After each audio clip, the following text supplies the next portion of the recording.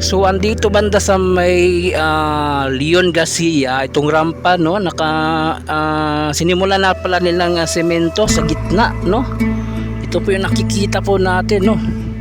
Yan. Ito po yung patungong Leon Garcia. Patungong Duterte, patungong San Juan to Arcastillo Jerome, no. So ito po yung Davao Coastal Road dito banda, no. So ito nakikita po natin isinimula na pala nila ng lagyan ng semento itong Santa Ana Wharf Bridge, Davao Coastal Road, no.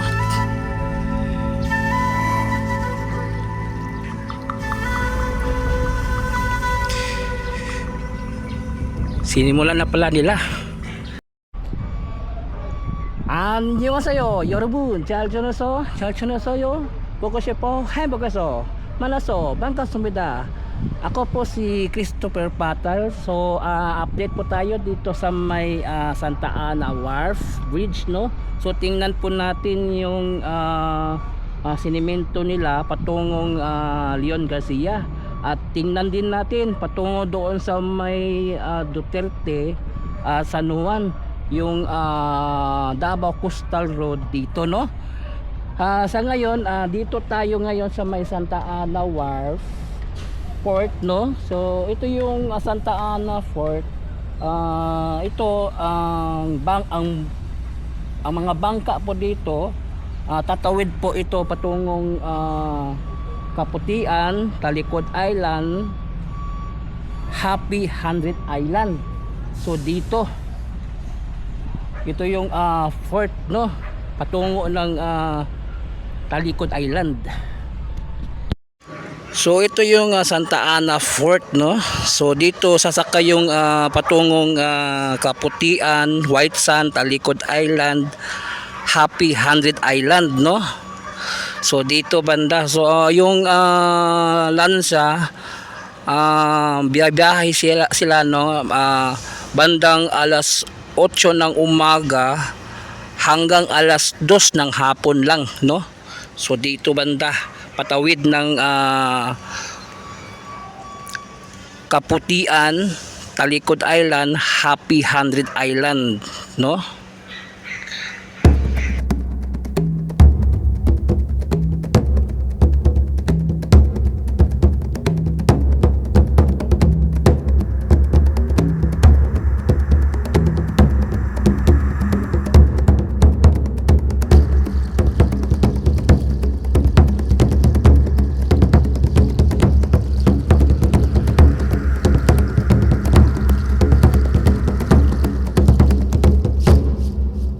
So dito banda, no, marami tayong nakikitang nagawa na ng mga jackstone o wave breaker, no. Malalaki yung wave breaker na ginawa nila dito, nakatambak para sa pagsangga sa malakas na alon ng dagat. At ito yung ginagawa pa nila, no. Yan, no. May ginagawa pa sila na wave breaker kontra sa malakas na alon para hindi agad-agad matitibag itong Davao Coastal Road, no. Yan, no. So ito yung patungong Leon Garcia. Ito yung slope protection, no. So nilagyan na nila ng railing ito dito banda sa rampa, no. Then patungo sa may bridge. Ito po yung nakikita po natin, no. Yan, no. So nilagyan nila ng railing ito. So andito banda sa may Leon Garcia itong rampa, no, sinimula na pala nilang semento sa gitna, no. Ito po yung nakikita po natin, no. Yan. Ito po yung patungong Leon Garcia, patungong Duterte, patungong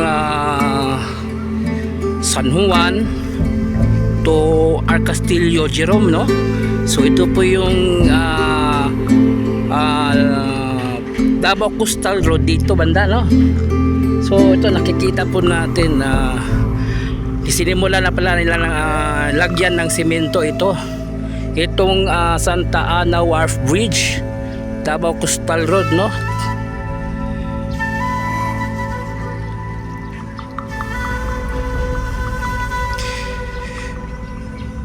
Sinimulan na pala nila. Ayos. So umarangkada na po ang dito banda.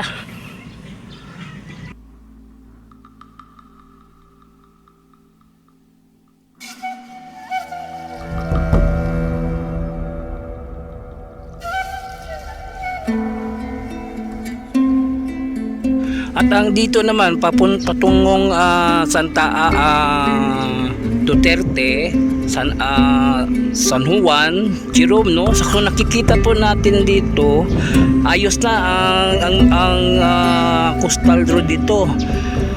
Medyo malaki-laki na rin yung pagbabago dito, no? Yan, no? Nakikita po natin dito, no? So ito po yung patungong San Juan, Castillo, Jerome, no? So dito banda sa may Leon Garcia, ito yung ginawa nilang tulay dito, no? So may railing na pala ito at meron ng sahig itong tulay, no? Nakikita po natin. Yan po.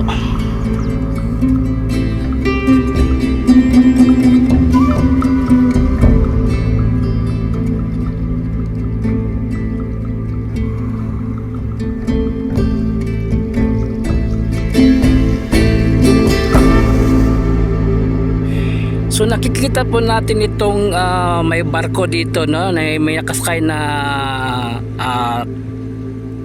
crane, no. Dito po yung kinakarga yung mga wave breaker na ginawa nila dito sa may baba ng Santa Ana Fort Bridge, no. Ito yung panangga sa mga malalaking alon na ilalagay sa gilid ng coastal road para hindi matibag agad itong proyektong ito, no. So nagtanong ako, no, so tetra pat pala ang tawag nito, itong ginagawa nila ng wave breaker, no. So 3,000 lahat na wave breaker, tetra pat ang gagawin nila. Everyday 30 ang kanilang gagawin everyday. So 3,000 lahat na tetrapat ang gagawin nila. So dito banda, no, nakikita po natin ang Samal Island. Medyo umuulan sa Samal ngayon, no. Dito banda at pati dito sa may Piña Plata. Then patungo sa may Happy 100 Islands, Talikod Islands, White Sand, no. So medyo umuulan doon sa may bandang Samal. At okay naman yung alon, kalma naman, no.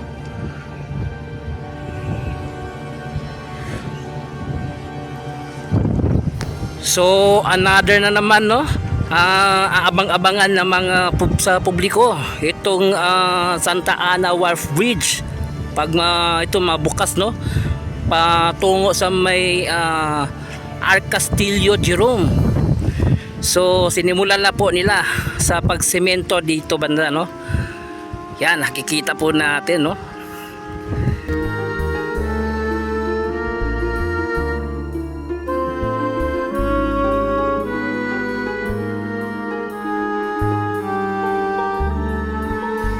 So ganda ng tingnan, no.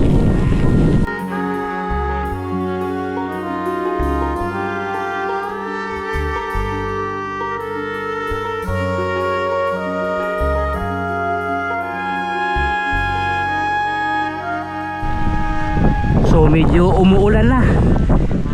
So dito tayo sa ilalim ng Santa Ana Wharf Bridge.